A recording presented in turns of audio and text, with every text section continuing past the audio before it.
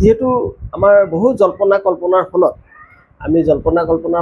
বহু কেইজন ব্যক্তিয়ে লগ লাগি এই GI টেগ কৰিবৰ কাৰণে যেনেকৈ আমাৰ গামোচাখনত GI টেগ পালে, তাৰপিছত গগনাই পাইছে, তাৰপৰা এইবাৰ আকৌ 4বিধ আমাৰ সামগ্ৰী পেঁপা, বাঁহ বেতৰ শিল্প, তাৰপিছত আপোনাৰ কাৰ্বি বড়োসকলৰ পোচাক এইবিলাকে GI টেগ পাইছে। আমি খুব গৌৰৱান্বিত। খুব মানে কি হৈছে যে যথেষ্ট কষ্ট কৰে কাৰ্বিসকলেও তেওঁলোকৰ ড্ৰেছ পোছাক ঘৰতে যি হ'ল হাতেৰে বনায়, মেচিনত নহয়। গতিকে আমিও আমাৰ গাঁৱলীয়া যিসকল শিল্পী আছে, মোৰ দেউতাই বনাই গৈছিলে পেঁপা, আকৌ তাৰপিছত আমি বনাইছোঁ। ময়ো বহুত ল'ৰা ছোৱালী অসমত ইতিমধ্যে কেনেকৈ পেঁপা বনাব লাগে শিকাইছোঁ। বৰ্তমান তেখেতলোকে ইতিমধ্যে বজাৰলৈ ওলাই গৈছে। তেওঁলোকৰ যথেষ্ট ভাল বিক্ৰী হৈছে।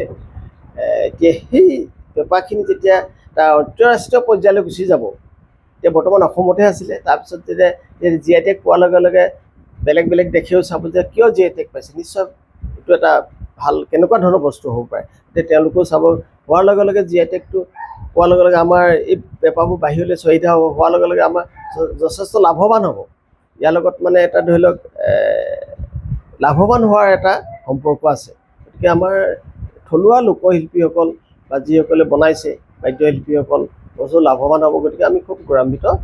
গতিকে অসম চৰকাৰক বা কেন্দ্ৰীয় চৰকাৰক আমি খুব ধন্যবাদ জ্ঞাপন কৰিছোঁ।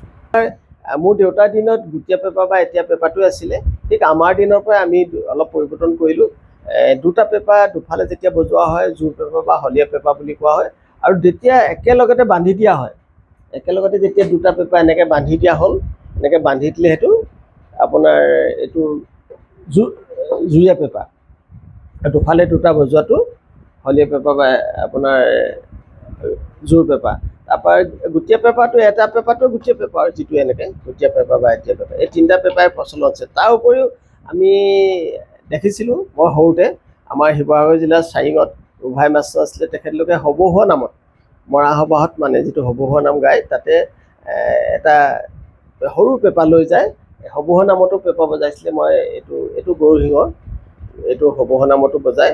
আৰু তাৰ উপৰিও এতিয়া মিচিচিপিয়াত দেখিছোঁ তেওঁলোকে মৃতকৰ আত্মা সদগতি পেঁপা বজায়। বিভিন্ন জাতিয়ে বেলেগ বেলেগ কাৰণত আপোনাৰ গাৰোসকলেও পেঁপা বজায়, তেওঁলোকৰ অকণমান গঠন প্ৰণালীবিলাক বেলেগ বেলেগ। গতিকে এনেকুৱা এতিয়া GI টেগ সকলো পেঁপাৰ ওপৰতে পাইছে।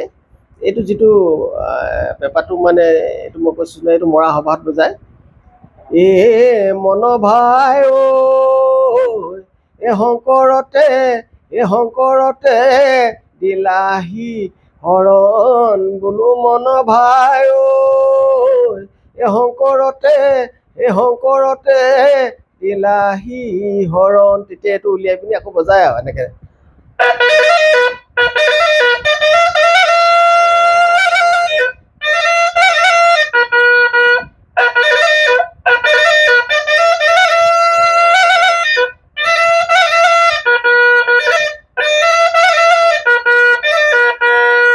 আৰু এনেকৈ মই সৰুৰ পৰা বজোৱা দেখি আহিছিলোঁ। আকৌ সেইটো জীয়াই ৰাখিবৰ কাৰণে এতিয়া আকৌ ধৰি লওক মই এইটো এনেকৈ বনাইছোঁ। গতিকে আমি ভাবিছোঁ যে অকল আনন্দ ফূৰ্তিৰ কাৰণেই পেঁপাটো নহয়, আৰু বেলেগ বেলেগ কাৰণতো পেঁপা বাজে। যেনেকৈ মই এতিয়া বিয়া নামত বজোৱা এইটো ছাগলী শিঙৰ পেঁপাটো, এইটো বনাইছোঁ ছাগলী শিঙৰ।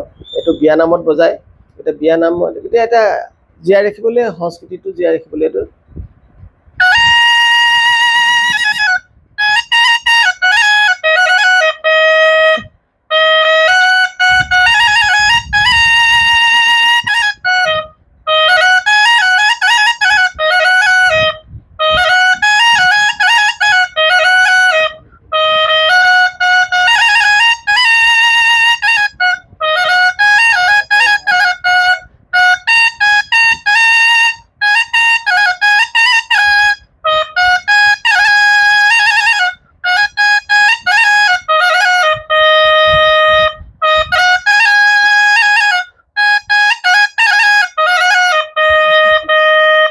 গতিকে এনেকুৱা ধৰণে অকল যে বিহুতে বজা হয়, পেঁপাটো বিভিন্ন কাৰণতো বেলেগ বেলেগ জেগাত বেলেগ বেলেগে বজায়।